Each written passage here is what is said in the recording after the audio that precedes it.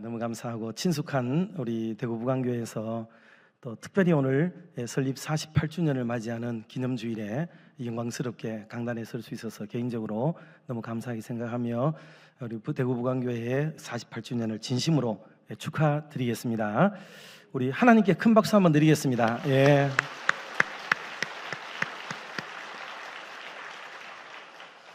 교회가 오늘에 이르기까지 거저되어지는 건 없잖아요. 어디든지 오늘에 이르기까지 많은 분들이 희생하고 또 헌신하고 수고했으리라고 생각합니다. 그래서 오늘 여기에 있게 된 거죠. 오늘 기도를 들어도 보니까 우리 신앙의 선배님들이 수고한 내용들을 서너 차례 말씀을 하실 정도였어요. 한 개 꼭 더 넣어야 돼요. 뭐냐 하면 여러분 개인적으로는 마음에 들든지 안 들든지에 상관없이 주의 종들을 위한 고마운 마음도 기도에 꼭 들어가야 됩니다. 그래서 앞서 일했던 담임 목사님들과 그리고 신앙의 선배님들, 그들의 수고를 함께 기억을 해주는 게 그게 가장 바람직하고 옳겠다 하는 생각이 좀 들었습니다. 외람되지만 이후로라도 여러분께서 모든 일이 거저되는 것처럼 보여도 집안에는 언제나 영적인 아버지가 존재해서 모든 리더십을 가지고 이끌어가고 방향을 핸들링하고 그래갔던 흔적들이 많습니다. 아픔이 있을 때 누구보다도 가장 아파했고 힘들었을 때 가장 아파했고 힘들었죠. 그리고 기도가 필요할 때는 눈물로 기도했고, 그리고 힘들고 어려운 일뿐만 아니라 망신스럽거나 고통스러운 그런 면에서의 문제도 본인이 또 당신이 직접 그것을 마감을 했어야 될 일들도 적지 않았을 거라고요. 그러니 여러분 이런 담임 목사님과 지나간 그리고 당회원들의 그리고 알게 모르게 성도님들의 헌신과 희생은 정말 크고 놀라운 일들이었죠. 그래서 이웃에서 지켜보더라도 여러분들의 헌신과 수고가 오늘 얼마나 하나님의 은혜로 이만한 교회를 위협적으로 일궈내서 복음에 합당한 그런 교회로 만들어졌는가 생각할 때 정말 진심으로 한 번 더 축하를 드리겠고요. 오늘 어떤 말씀을 전해야 될까 사실 참 고민이 됐어요. 그래서 상투적인 우리가 교회의 참 설립에 대한 일반적인 말씀으로 좀 이렇게 축복하고 드리고 싶은 마음도 있었으나 이 오늘 본문에 나오는 탕자의 비유에 대한 말씀들 이미 잘 알고 있기도 하겠고 또 성경 공부 등을 통해서 우리가 많이 깨우치고도 있겠으나 이 말씀을 한 번 더 되뇌이면서 이제 오늘도 그 접견실에서 얘기를 들었어요. 새가족들도 많이 들어오고 계신다 하는 너무 좋은 얘기를 힘들게도 하시더라고요. 그래서 여러분 이걸 우리가 알아야 돼요. 다른 거는 다 괜찮아요. 저는 무엇을 중요하게 봐야 된다고 생각하느냐 하면 저는 이웃교회가 부흥되는 게 진짜 배 아프지 않습니다. 진짜예요. 안 믿으시겠지만 그래요. 그러나 우리 교회가 부흥되기도 바라고는 있어요. 그런데 여러분 한 성도가 개인의 입장에서 우리에게 새로 출발할 수 있는 기회가 있는 것, 여러분 우리 인생 살면서 이게 얼마나 중요해요. 그분 한 분은요 그냥 큰 교회에 왔다고 생각하고 있으면 안 돼요. 그분은 중대한 결심을 한 거라고요. 이제는 내가 진짜 영적으로 내가 바로 세워서 나를 하나님 앞에 정말 바로 세워서 이제 남은 생이라도 한번 제대로 살아봤으면 좋겠다 하는 중요한 개인의 인생 변곡점을 지나면서 결단하고 결심하고 우리 대구 부강교회를 찾은 줄로 믿습니다. 그 점이 가장 중요한 거예요. 그 점이. 다른 것들도 우리가 다 유심히 봐야 되겠지만은 그분이 정말 리스타트를 할 수 있도록 만들어주는 것, 그것이 무엇보다도 중요한 방점은 거기에 있어야 된다라고 생각을 합니다.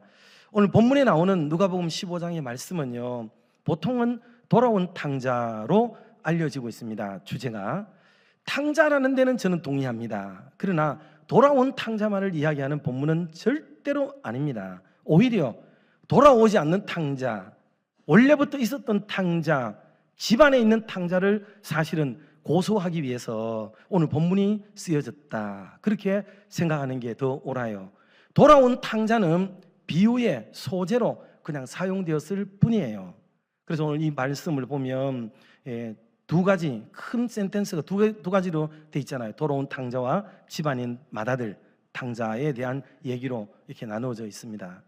그래서 우리는 이 부분을 돌아온 탕자로 한국교회는 부흥 시절에 전부 잘못 나가고 빗나가고 엇나갔던 사람들이 하나님 앞으로 교회로 돌아오기를 바라는 심경으로 이 본문을 계속 그렇게만 우리가 읽고 본문을 생각한 적이 있습니다. 예, 맞습니다. 그것도 맞지요. 그런데 본문을 좀 더 큰 눈으로 전체를 들여다보면 조금 뉘앙스가 다르다는 것을 알 수 있습니다. 자, 맏아들이 들에 가서 일을 하다가 집에 돌아와 보니까 집안에서 풍류 소리가 났다 그랬어요. 가락, 음악 소리가 들려납니다. 그 헬라 원어는 심포니아라고 돼 있죠. 그 심포니아라는 영어 교향곡이라는 말이 여기서부터 비롯됐다고 볼 수 있죠. 거기서 심포니아라는 단어가 나와서 심포니아라는 교향악이 들렸는데 자기 집 아버지 집에서는 어느 한 사람이 독창하는 것도 아니고 단순한 중창 정도로 들리는 것도 아니고 거기는 동원할 수 있는 모든 사람들 그리고 동원할 수 있는 모든 악기들 모든 것들을 모아서 집안이 그야말로 잔치가 벌어지게 된 거죠. 그래서 이것을 심포니아라고 얘기를 합니다. 이런 놀라운 음악 소리가 들려지니까 마지가 집에 돌아와서 아니 맞이가 되면 들어가 보면 되잖아요. 그런데 종을 시켜가지고 야 집에 뭔 일 있는데 알아봐라 하고 보냅니다. 그래가지고 둘째 도련님이요 돌아오셨는데 건강하게 돌아오셨다고 주인 마님께서 잔치를 베풀었대요. 그러니까 맏아들의 마음이 콱 닫혀버리는 거예요. 나 집에 안 들어가? 한 놈이 들어오니까 한 놈이 안 들어온대요. 또 기가 막힌 옷이에요. 그래서 아버지가 나와요. 아버지가 둘째는 어디 갔는지 모르니까 아버지가 찾아 나갈 수가 없었어요. 그런데 마지는 집 밖에 지금 버티고 서 있는 거예요. 안 들어온다는 거예요. 그래서 아버지가 쫓아 나가가지고 아들을 달랩니다. 왜 그러냐? 들어가자. 그러면서 아들이 하는 얘기가 오늘 본문에도 쭉 기록이 돼 있어요. 참 섭섭한 마음이 아들에게 있었던 거죠. 그래서 아들의 논리를 들어보면 그 말이 맞아요. 아버지, 나를 위해서는 내가 아버지 집의 명령을 어김이 없고 아버지와 더불어 아버지의 일을 착실하게 이렇게 잘 감당한 나를 위해서는 염소 새끼라도 한 마리 잡아가지고 내 벗으로 하여금 즐기게 하신 일이 없더니 아버지의 재산을 창기와 함께 창녀와 함께 다 소진해버리고 말아먹은 저놈이 돌아왔는데 저 아들을 위해 가지고 이렇게 성대한 잔치를 베푼단 말입니까? 속상한 얘기를 털어놓는데 들어보니까 얘기가 일리가 있게 보여요. 여러분 원망과 불평을 하는 사람들은 굉장히 지성적이에요.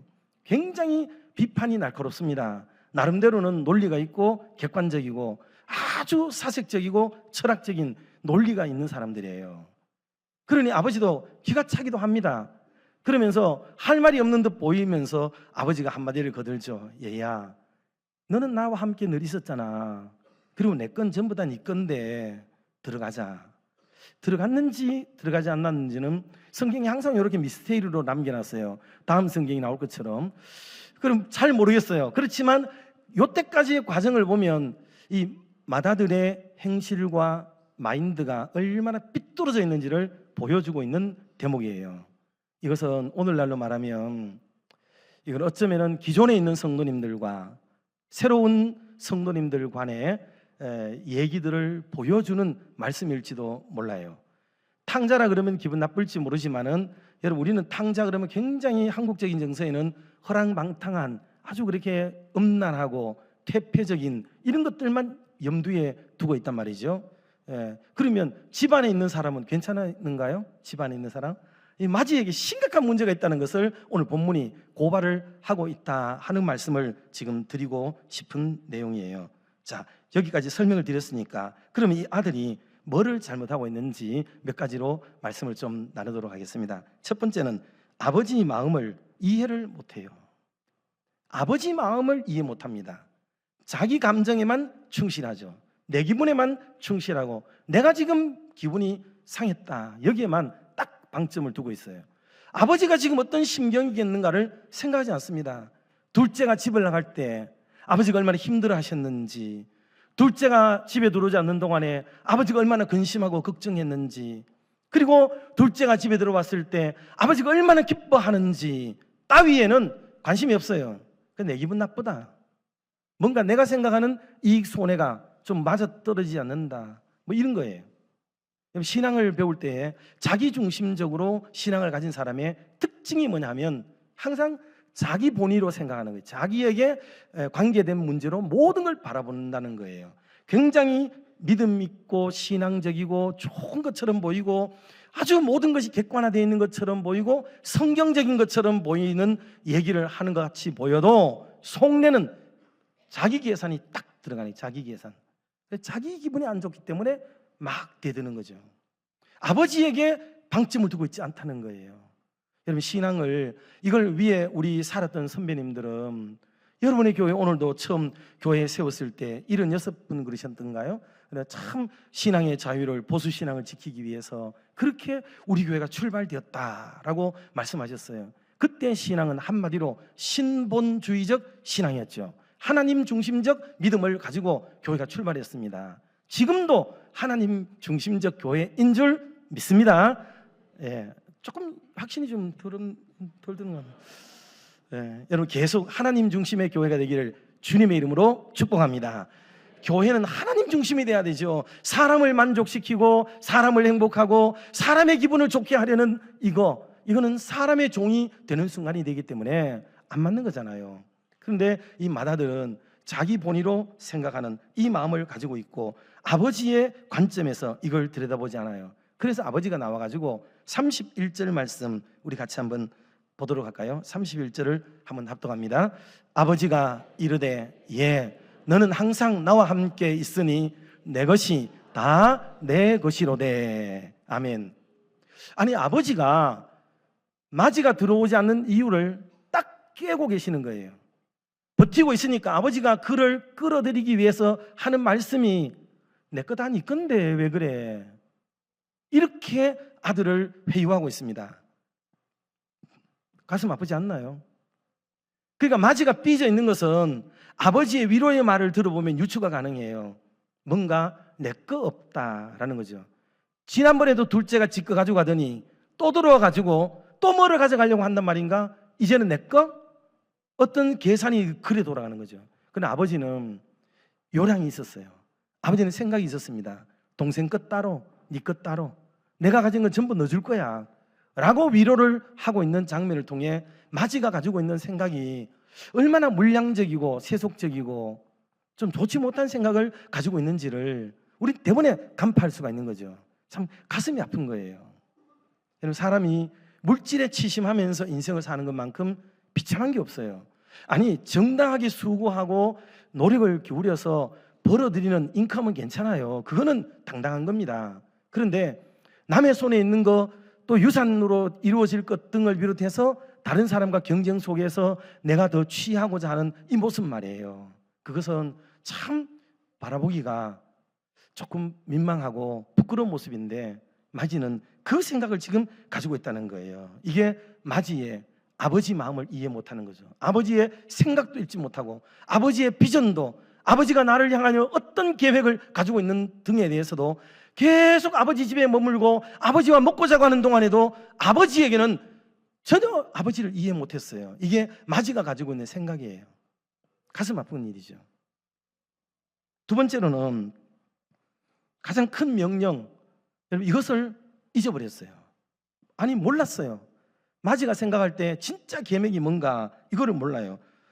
아버지 앞에 지는 얘기를 해요. 29절 말씀 같이 한번 합독하겠습니다. 아버지께 대답하여 이르되 내가 여러 해 아버지를 섬겨 명을 어김이 없거늘 내게는 염소 새끼라도 주어 나와 내 벗으로 즐기게 하신 일이 없더니. 아멘. 자기 스스로가 나는 아버지 명령 다 지켰습니다. 아버지 말 어기지도 않고 살았는데요. 자기의 의의를 드러내는 거죠. 내가 얼마나 아버지 앞에 착실한 아들입니까? 둘째, 저놈은 봐요 아버지. 지금 빗대가지고 얘기하는 거예요. 둘째, 우리 집에 들어와서는 안 될 사람이라는 거죠. 둘째가 돌아올 때는 새 출발을 하겠다고 들어온 거예요. 내 아버지 집에는 품꾼이 얼마나 많은가. 나는 여기서 쥐업 열매를 먹으면서 굶어 추려 죽는구나. 나를 품꾼의 하나로 써주옵소서 라는 심령으로 아버지 집에 돌아가겠다고 마음을 먹고 새 출발 한번 해보겠다고 돌아온 아들을 이 마지는 동생의 이해도 부족하고 아버지의 마음도 이해 못한 채 자기의 계산만 두드리고 있는 이런 어줍지 않은 사람이에요. 그러면서 자기는 계명을 다 지켰대요. 계명의 정신이 뭔가요? 계명. 이런 계명이 뭐예요? 성경에는 율법이 기록되어 있는데 율법을 전부 계산한 분들에 의하면 613가지나 된대요. 그 중에 248가지는 무엇을 하라는 계명이고 365가지는 무엇을 하지 말라는 계명이에요. 이 두 가지를 다 함축시키고 요약한 것이 뭐냐 하면 그게 10계명으로 종으로 나눠요. 10계명은 두 돌판으로 기록되어 있는 정도를 우리가 압니다. 첫 번째 돌판은 하나님과의 관계를 기록하고 있기 때문에 신앙이라고 얘기하고 철륜이라고 얘기를 합니다. 이거는 바꿀 수 있는 문제가 아니다라는 거죠. 그리고 5계명부터 10계명까지는 인륜이라고 얘기를 하고 사람과 사람 사이에 도덕률을 가다루고 있기 때문에 이 두 가지로 돌판이 나누어져요. 그래서 첫 번째 돌판은 요약하면 하나님을 사랑하는 것이고 두 번째 돌판은 사람을 이웃을 사랑하라는 내용이에요. 이 두 돌판을 함께 묶으면 결국은 이것은 사랑의 이야기를 다루고 있는 것이다. 율법은 결국은 법을 얘기하는 게 아니고 율법은 결국 사랑을 이야기하고 있는 거죠. 그래서 기독교를 사랑의 종교라고 얘기를 합니다. 아버지의 명령을 다 지켰습니다. 그는 명령을 지켰는지는 몰라도 사랑은 하나도 없는, 진짜 율법의 정신과 율법이 가지고 있는 모토를 이해 못하고 있는 철부지한 아들이 바로 이 맏아들이었다는 거예요. 이게 그러면 아버지가 가르치고 신약시대가 가르치는 그리스도의 정신, 사랑은 뭐냐? 요한복음 13장 우리 20 말씀고 한번 좀 보여주시겠어요? 자, 같이 한번 34절 같이 봅니다. 새 계명을 너희에게 주노니 서로 사랑하라. 내가 너희를 사랑한 것 같이 너희도 서로 사랑하라. 너희가 서로 사랑하면 이로써 모든 사람이 너희가 내 제자인 줄 알리라. 아멘. 예수님이 주님을 따르는 사람들과 구약의 종교에 유대교에 심취되어 있는 사람들과의 차별성을 뭘로 뒀느냐 하면 구약은 율법에 종속되어 있고 율법에 매여 있는데 반해서 예수님을 따르는 사람에게 특색은 뭐냐? 내 제자인 것을 알게 만드는 놀라운 그거 하나는 바로 사랑을 하느냐라는 문제로 구분을 했다는 뜻이에요. 그러니 기독교인들은 사랑을 해야 된단 말이에요. 사랑. 그런데 형님에게는 사랑이 없어요. 사랑이. 이와 비근한 말씀을 이미 성경이 주셨는데 제가 방송실에 못 드렸지만 마태 22장 36절부터 한 40절까지 가능하면 한번 좀 준비해 주시면 좋겠어요. 마태 22장 36절부터 그 말씀을 따르면 거기에 율법과 선지자의 강령이 무엇인지를 말씀을 하고 있는 내용이거든요. 같이 한번 우리 준비되면 보도록 하겠습니다. 여러분, 이건 기독교의 가장 특색이에요. 구약 종교가 가지고 있는 율법적이라는 말을 하죠. 그럼 신약에 들어오면은 그 율법이 폐쇄되거나 없애버린 게 아니에요. 그 율법을 완성시키는 거죠. 그래서 그 율법의 완성인 사랑이 확연하게 드러나야 되는 건데 이거를 드러내지 못하게 하는 것은 옳지가 않다 하는 거죠. 자, 마태 22장을 가서 보도록 할까요? 자, 준비되었으면 같이 한번 큰 소리로 합독하겠습니다. 자, 앞에 준비가 됐어요. 36절 감사합니다. 같이 봅니다. 선생님, 율법 중에서 어느 계명이 크니까? 또 예수께서 이르시되 내 마음을 다하고 목숨을 다하고 뜻을 다하여 주 너의 하나님을 사랑하라 하셨으니 또 이것이 크고 첫째 되는 계명이요 율법과 내 이웃을 내 자신같이 사랑하라 하셨으니 또 이 두 계명이 온 율법과 선지자의 강령이니라. 아멘. 여러분, 이것은 명확한 신약교회 성도님들이 가져야 될 가치관이 여러분 여기 있는 거거든요. 사랑. 이 사랑을, 하나님 사랑을 어떻게 하라고요?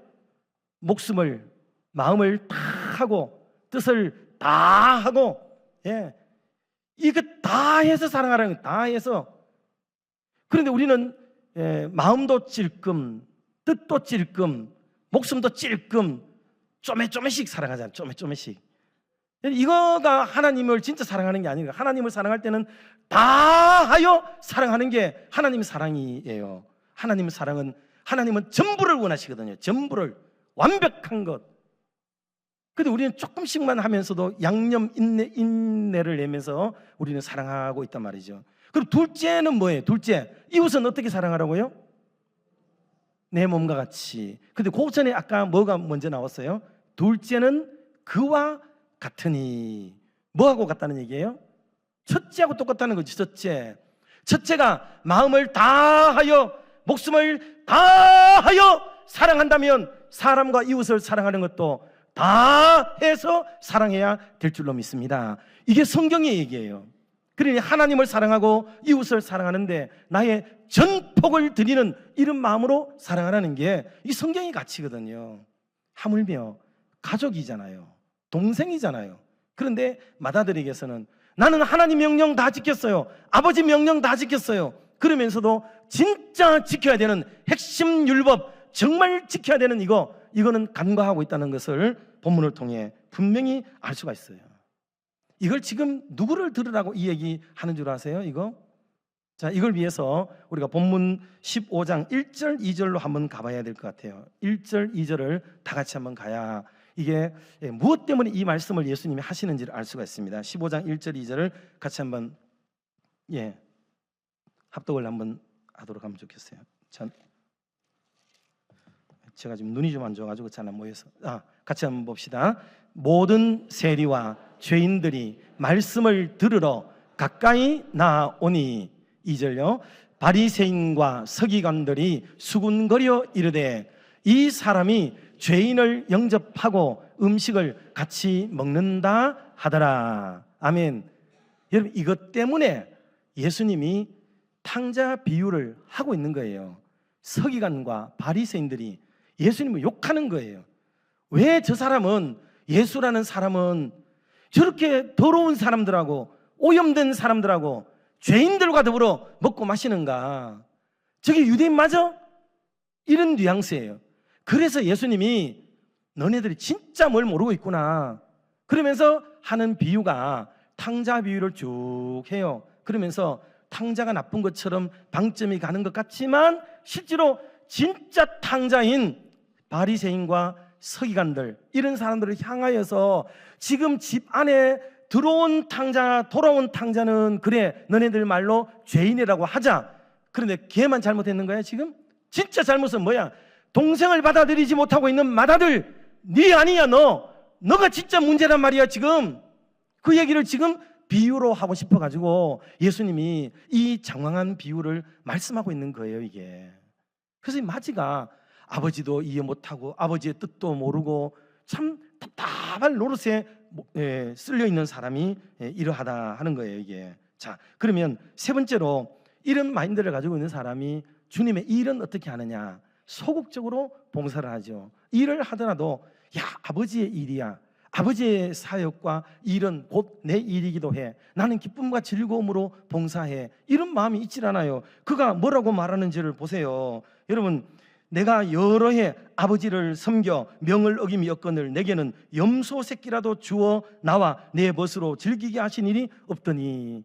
야, 진짜 가슴 아픈 일이에요. 대꾸할 수도 없어요. 반박할 수도 없어요. 너무 논리적이에요. 그러나 이 맏아들이 가지고 있는 생각은 늘 그런 거예요. 내가 뭐를 하면 아버지가 흠잡을 수 없도록 해야지.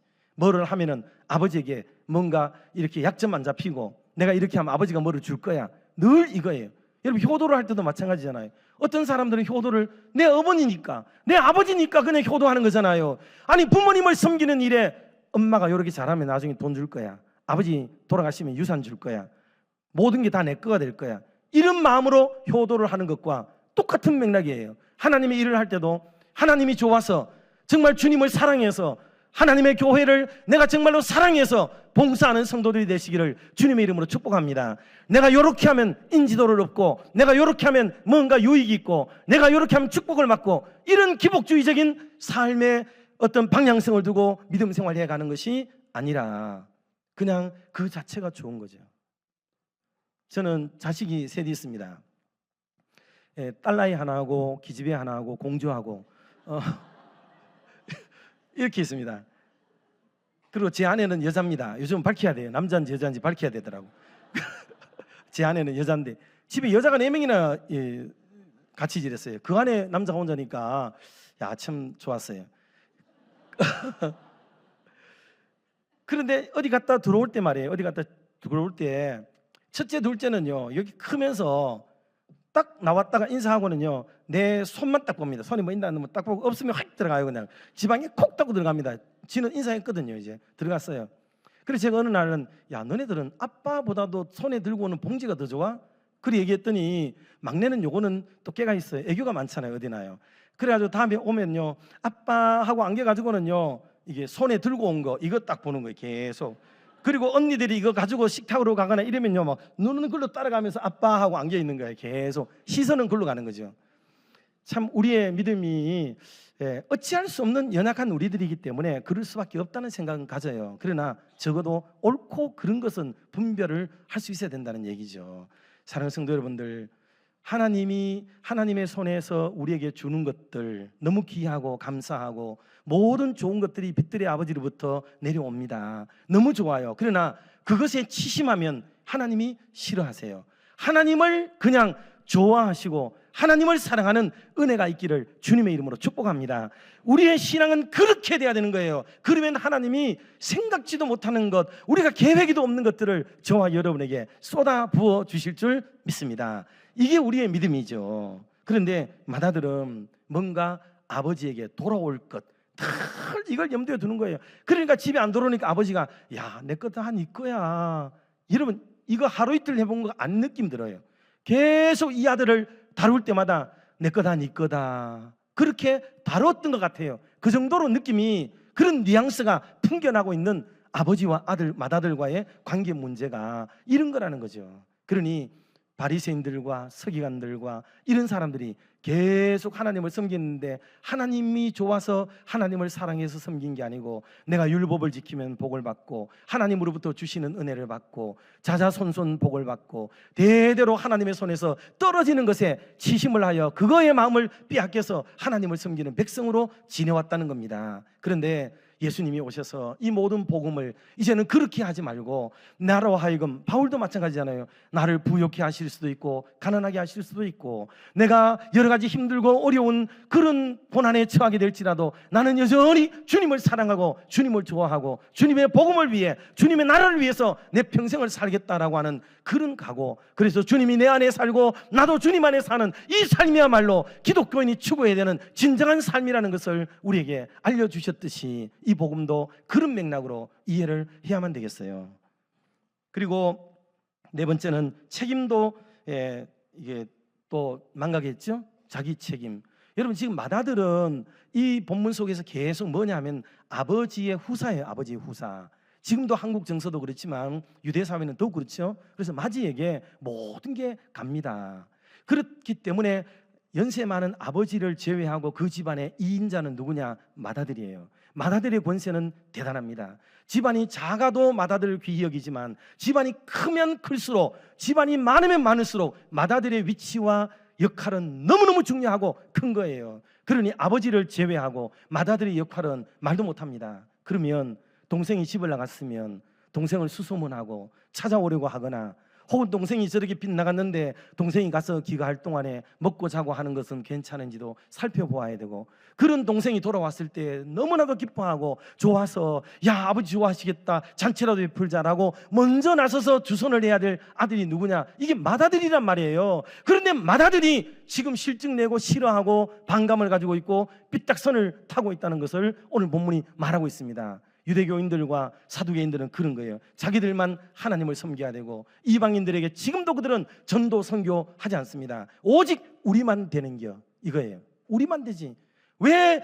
그래서 유대민족은 전도하지 않습니다. 유대교는 자기들만 대대로 하나님을 섬긴다고 믿는 그런 백성들이에요. 그래서 이것이 이방인에게로 하나님의 복음이 선포되고, 그래서 유대인들은 계속 수천 년 동안 믿음 생활을 했으니까 얼마나 정갈합니까? 유대법에 익숙하고 하나님의 법에 익숙하죠. 그런데 이방 사람들은 개, 돼지처럼 취급받을 정도로 더럽고 추하고 오염되고 타락하고, 여러분 전부 우상 섬기던 모습들과 이런 게만 있는 사람이에요. 하루아침에 달라져서 예수님을 믿고 하나님을 섬긴다고 돌아섰지만은 그 인생이 제대로 되겠냐고요. 끊임없이 그 사람들 속에는 오염된 것들이 묻어나오기 때문에 이 유대인들이 바라볼 때는 늘 마음에 들지 않았어요. 말랐고 저 사람들까지 끌어들이고 난리를 치느냐고. 그리고 이방인들에게 뭔 성령이 임하기를 해, 뭔 은사가 있기를 해, 이건 무시하고 받아들이지 않았어요. 그런데 사도행전에 가면은 남종과 여종에게 성령을 물붓듯이 부어주는 역사가 임하겠다고 말씀해 주셨고, 사마리아에도 하나님의 은혜가 임하고 고넬료의 가정에도 성령이 충만한 역사가 나타난 줄 믿습니다. 하나님은 모든 사람, 헬라인에게나 유대인에게나, 그리고 얽매인 종들에게나 자유자나 할 것 없이, 남자나 여자나 상관없이 하나님의 은혜는 값없이 모든 사람에게 차별 없이 주시는 은혜인 줄 믿습니다. 그런데 이들은 다 구분하고 있었어요. 우리는 되지만 저 사람은 안 돼. 말 낳고 오는 거야. 왜 오는 거야?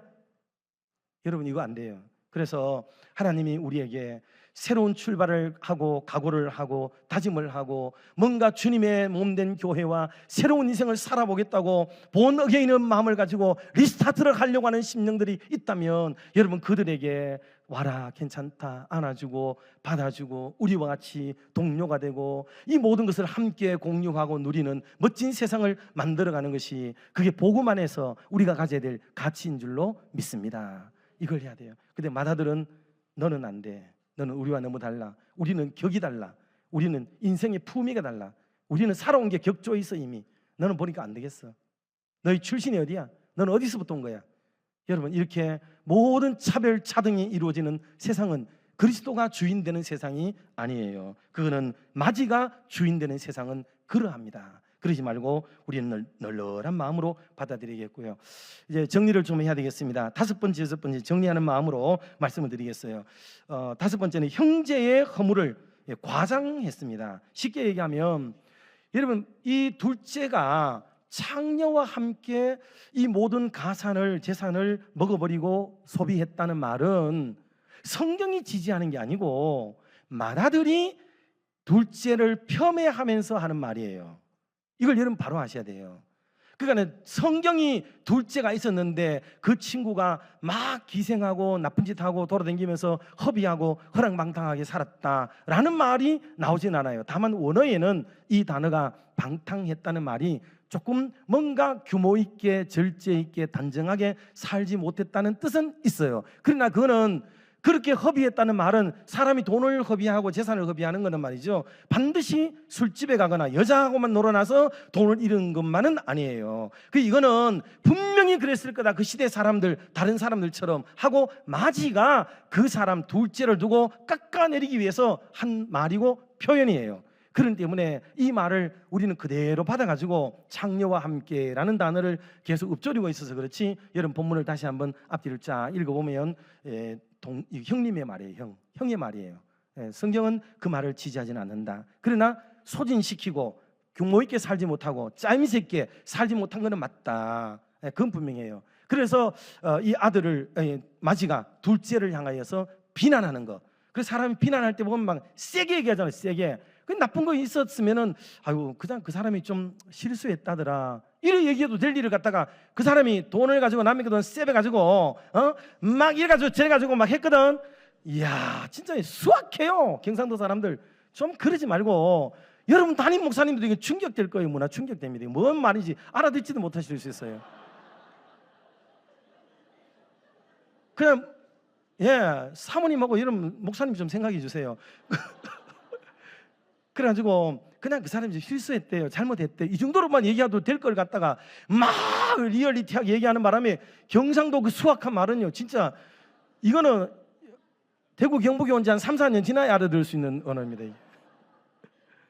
그걸 기억해야 될 것 같아요. 자, 그래서 이런 표현은 우리가 형제와 다른 분들을 비난할 때 여러분 너무 힐난하게 이렇게 너무 리얼하게 하는 거, 이거 비인격적입니다. 아주 비인격적인 거예요. 그렇게 하시면 안 되고 좀 조심스럽게, 아이고 그분이 좀 뭐 살다가 좀 잘못됐는 모양이더라. 우리 어른들은 다 그렇게 얘기했어요. 옛날부터 지낼 때 절대로 그 하나하나를 소상하게 그렇게 얘기하지 않습니다. 왜? 그렇게 이야기하는 걸 내 입에 올리는 게 내 입이 더러워진다고 생각하기 때문에 그런 말 안 하는 거예요. 그래서 언어를 좀 조심하는 게 필요하겠다 하고요. 자, 마지막 6번째는 잔치의 의미를 맏아들은 몰랐어요.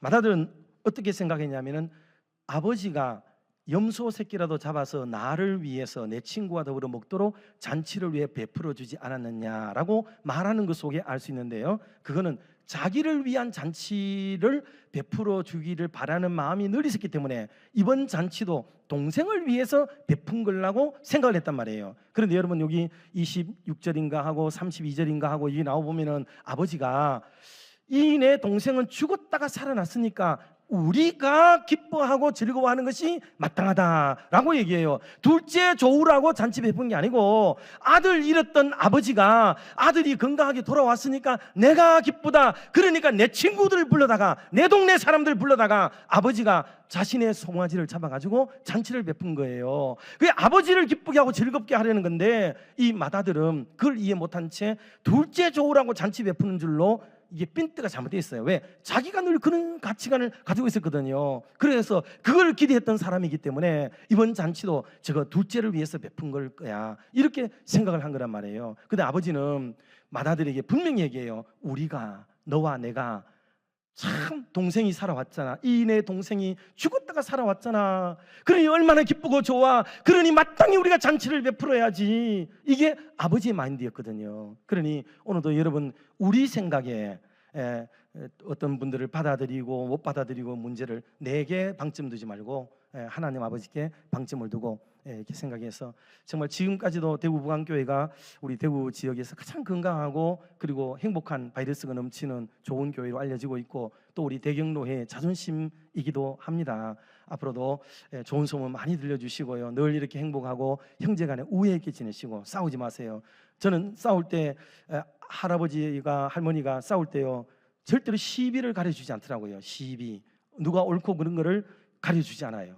여러분 그거 가려주는 것도 좋은 교육입니다. 그런데 가려주지 않더라고요. 그냥 둘 다 불러다가 주패면 돼요. 그냥 둘 다 그게 제일 좋아요. 둘 다 패요. 그냥 동생이 돼가지고 형님 말 안 듣는다고 형이 돼가지고 동생을 좀 사랑스럽게 돌봐주지 않는다고 그게 정답이더라고요.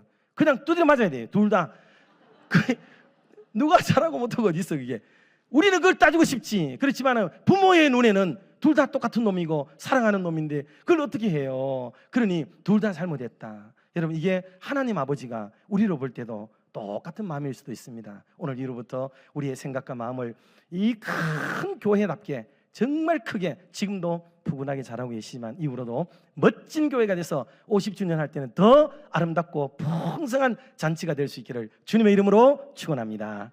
기도하겠습니다. 하나님 아버지 가장 연약하고 부족한 저희들을 불러 모아 주셔서 48년 전에 아름답게 교회를 설립하게 하시고 그동안에 많은 주의 종들을 때마다 시마다 보내셔서 목양케 하시고 거기서 훌륭한 장로님들, 권사님, 집사님들 일으켜 세우셔서 믿음의 선배들의 헌신과 수고와 땀으로 그리고 엎드린 기도의 결과로 오늘 대구 부강교회가 오늘의 이 하심을 참으로 감사합니다. 그리고 너무나도 감사한 것은 오늘 시대에는 오늘 시대에 걸맞는 목사님을 보내어 주시고 오늘 시대에 적합한 장로님들을 너무나도 훌륭한 장로님들을 세우셔서 보필하게 하시고 이렇게 훌륭하고 믿음이 출중한 믿음의 재직들과 온 성도들을 불러 모아 주셔서 이 땅 가운데 가장 모범이 되고 으뜸이 될 수 있는 장자적 자리에 앉혀주시니 하나님 감사합니다. 수많은 동생들을 기쁨으로 맞이하게 하시고 때때로 넘어지고 쓰러지고 하나님 힘겨워하는 자들을 안아주고 기쁜 마음으로 받아줄 수 있는 넉넉한 마튼 같은 멋진 교회가 되어서 이후로 하나님의 마음을 정말 여름날의 냉수처럼 시원케 해드릴 수 있는 좋은 교회로 더욱 우뚝 서도록 은혜와 복을 내리워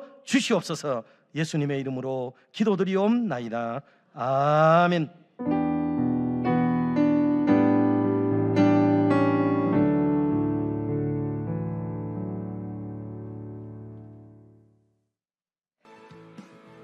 하나님의 은혜로 걸어온 48년 대구 부강교회의 감사와 기쁨의 이야기를 시작합니다.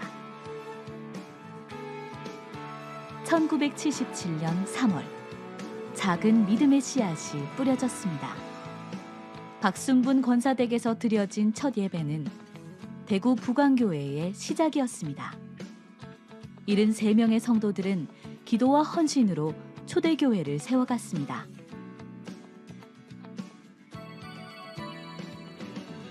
일대 박창규 목사님, 2대 이광우 목사님을 통해 신앙의 초석을 놓았고 3대 박노진 목사님과 함께 지역사회 봉사와 세계 선교의 비전을 실천했습니다. 이어진 4대 김성일 목사님 시대에는 변화와 혁신을 통해 대구 성시화와 민족, 세계 복음화를 위한 도약을 이뤄왔습니다. 모든 순간마다 하나님께서 부광교회와 함께 하셨습니다. 2024년 10월 제5대 담임 목사로 이성환 목사님을 하나님께서 세우셨습니다. 이제 교회는 더 깊고 견고하게 예수 안에 사는 신앙 공동체로 나아갑니다. 2025년 교회는 예수 안에 살라는 표어 아래 더욱 풍성한 영적 성장을 꿈꾸고 있습니다. 말씀과 기도의 기초 위에 모든 세대가 예수님을 깊이 만나고 그 만남을 삶으로 표현하며 살아갈 것입니다. 더불어 지역사회와 더욱 깊이 협력하며 섬기겠습니다. 도움이 필요한 이웃에게 먼저 손을 내밀며 삶의 자리에서 그리스도의 사랑을 실천하는 교회가 되겠습니다. 또한 세계 열방을 향한 선교의 사명을 더욱 힘써 감당하여 하나님 나라의 확장을 이뤄갈 것입니다. 지난 48년이 하나님의 은혜로 채워졌던 것처럼 앞으로의 날들도 주님께서 친히 이끄시며 놀라운 일들을 이루실 것입니다. 우리는 오직 예수님과 함께하며 믿음으로 담대히 나아갈 것입니다. 앞으로의 여정에도 하나님의 은혜가 넘치고 모든 성도들이 오직 예수 안에서 살아가기를 간절히 기도합니다.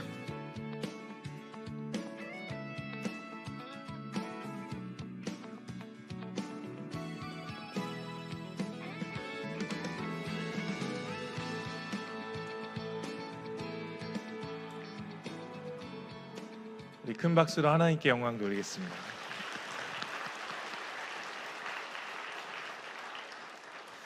감사합니다. 이부 순서로는 지금부터 명예권사 추대식을 진행하도록 하겠습니다. 이 시간 교회 설립 48주년을 맞이하여 명예권사 추대식을 진행하도록 하겠습니다. 이번에 명예권사로 추대받으시는 분은 총 14분이십니다. 한 분씩 호명할 때 자리에서 일어나 주시기 바랍니다. 김분선,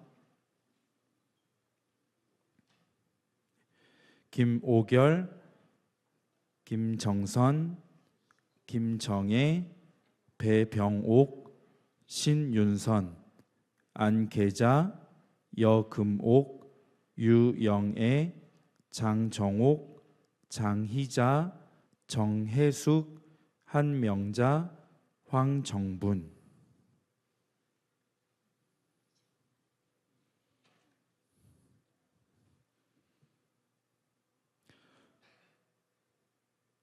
성명 김분선.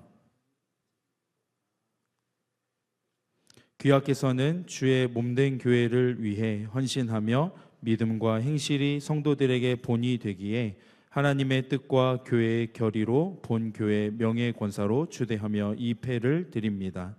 야곱의 하나님을 자기의 도움으로 삼으며 여호와 자기 하나님에게 자기의 소망을 두는 자는 복이 있도다. 시편 146편 5절. 2025년 3월 16일 대구 부광교회 담임 목사 이성환.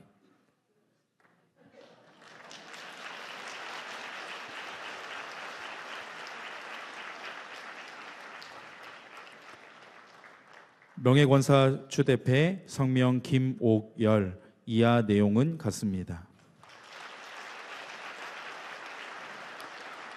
명예권사 추대패 김정선. 이하 내용은 같습니다. 명예권사 추대패 성명 배병옥. 이하 내용은 같습니다. 김정애. 네, 김정애. 이하 내용은 같습니다. 명예권사 주대패 성명 배병옥. 이하 내용은 같습니다.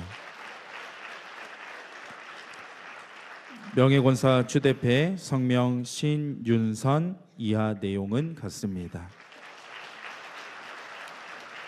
명예권사 주대패 성명 안계자. 이하 내용은 같습니다.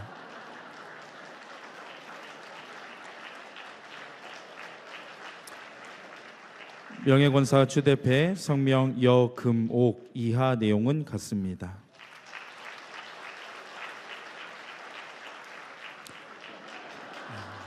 명예권사 주대패 성명 유영애. 이하 내용은 같습니다.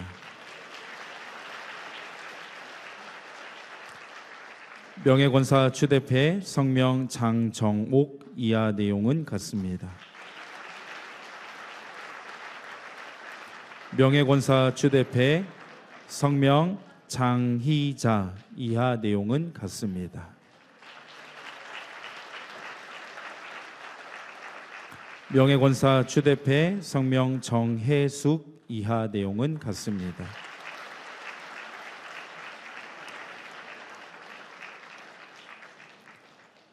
명예권사 주대패 성명 한명자. 이하 내용은 같습니다.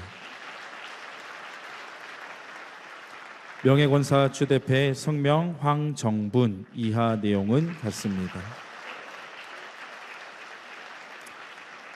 우리 명예권사로 추대받으신 분들을 박수로 축복하겠습니다.